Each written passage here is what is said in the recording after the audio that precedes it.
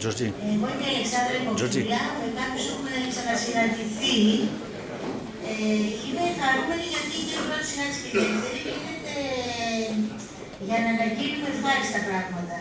Δηλαδή την πρώτη φορά η αναγγελία ήταν ότι βγήκε επιτέλους μια πρώτη, ίσως και μοναδική δικαστική απόφαση, δυστυχώς μοναδική, θα σας πω μετά γιατί, η οποία δικαίωσε 4 συναδέλφους, δηλαδή έκρινε ότι δεν είχαν αποζημιωθεί νόμιμα όπως έπρεπε, ναι, και τους επεδίκασε την αποζημίωση που δικαιούνται μαζί με ένα σοβαρό ποσό για ηθική βλάβη για την ταλαιπωρία που έχουν υποστεί μέχρι σήμερα.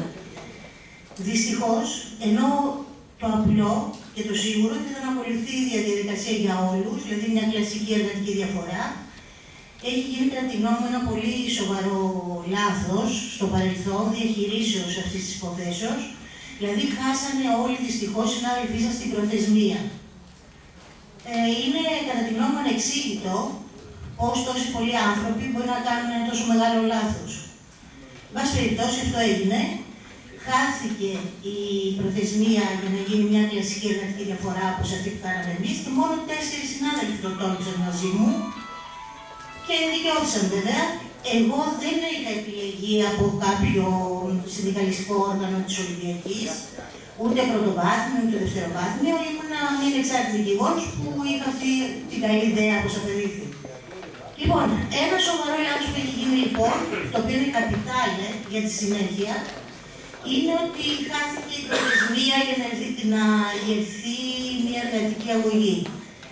Ένα δεύτερο, κατά τη γνώμη μου, σοβαρό λάθος είναι ότι κάποια στιγμή σας έδωσαν κάποια ομόλογα αντί των χρημάτων που έπρεπε να πάρετε. Νομίζω ότι αυτό ήταν ένα σοβαρό λάθος. Έχω ακούσει δε και ένα συνάδελφο δικηγόρο, ο οποίος έχει ασχοληθεί με την υπόθεση για να πάρετε με τα ομόλογα μια διαφορά από ένα βίντεο που είχε ανεβάσει η ΩΣΠΑ, ο οποίος και ο ίδιος, εκείνη την κουβέντα που είχε στην ΩΣΠΑ, υπάρχει το βίντεο, έλεγε ότι στα επιχειρήματα που έχει ότι μπορεί να δικαιωθείτε, έλεγε ότι ένα από τα επιχειρήματα είναι η καρδιά στιγμή που πήρατε τα ομόλογα, που όλοι ήξεραν, η τράπεζα υποτίθεται, ότι και γι' αυτό είναι υπεύθυνη, ότι τα ομόλογα εκείνη τη στιγμή ήταν, επειδή άρχισε το πρόβλημα της οικονομικής κρίσης κτλ. Και ήταν κατάλληλο να δοθούν. Το δεύτερο λοιπόν μοιραίο λάθος ήταν αυτό. Τώρα λοιπόν τι κάνουμε από εδώ και πέρα. Δεν θα κλαίμε το πεθαμένο, εντάξει. Λοιπόν, γίνανε αυτά τα 2 σοβαρά λάθη. Εγώ πιστεύω λοιπόν ότι αυτό που μπορούμε να κάνουμε είναι να οικοδομώντας σε αυτή τη μοναδική απόφαση, μοναδική από 2 απόψεις. Και για το σημαντικό σκεπτικό που έχει και διατακτικό και επειδή η άλλη τέτοια δεν θα υπάρξει, επειδή έχει κάτι προθεσμία. Οικοδομώντας λοιπόν σε αυτή την απόφαση, που είναι και το μόνο σημαντικό θετικό στοιχείο που αλλάζει το ρου της ιστορίας, μετά από τότε που απολυθήκατε, να κάνουμε με τον πρέποντα τρόπο επαφές με τους αρμόδιους παράγοντες. Όταν λέω πρέποντα τρόπο, εννοώ ένα συνδυασμό διαχείρισης, ο οποίος έχει ένα καλό νομικό background και μία έξυπνη, λεπτεπίλεπτη διαχείριση. Αυτό κατά τη γνώμη πρέπει να γίνει και πιστεύω και αισιοδοξώ ότι αν γίνουν τα πράγματα έτσι όπως πρέπει, με λεπτούς χειρισμούς και με καλή νομική υποδομή, ελπίζω ότι θα έχουμε ένα καλό τέλος. Είμαι αισιόδοξη δηλαδή. Οπότε αυτή τη στιγμή εγώ δεν πιστεύω σε άμεσες νομικές λύσεις, άλλωστε μία που φαίνεται στο βάθος, στο τούνελ να υπάρχει, η οποία δεν είναι και σίγουρη αποτέλεσμα για το αποτέλεσμά της, έχει ακόμα χρόνο. Οπότε η πρόταση για να γίνει, οπότε η πρότασή μου είναι αυτή.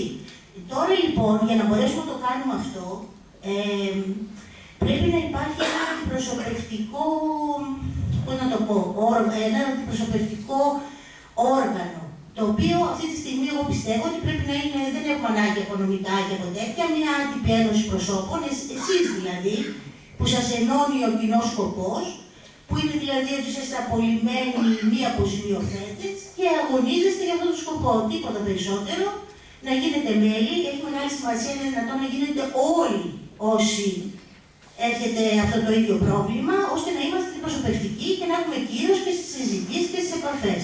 Τίποτα περισσότερο, τίποτα λιγότερο. Αυτά ήθελα να σας πω.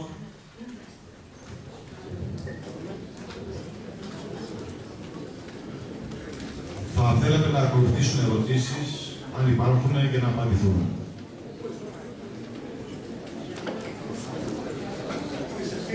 Δεν υπάρχουν στις αιτήσεις, δεν υπάρχουν τηλέφωνα, email και τα λοιπά, ούτε εμείς έχουμε τα δικά μας.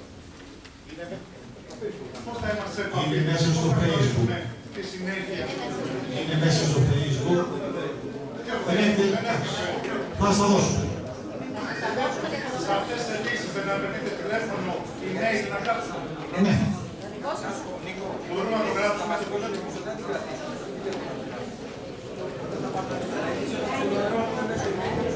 Εμείς τώρα, αμέσως τώρα, επειδή ξέραμε ότι όλοι έχετε επικοινωνήσει μαζί μας και ότι όλοι είχατε τα τηλέφωνά μας, δεν κάναμε ξανά, δεν γεμίσαμε ξανά τη σελίδα με τα δικά μας, μπορούμε τώρα αμέσως να σας τα πούμε. Αυτά τα χαρτιά που θα μας δώσετε, θα τα πάρουμε όλα πίσω και θα σας ενημερώσουμε και θα σας βάλουμε ξανά τα στοιχεία μας μέσω email.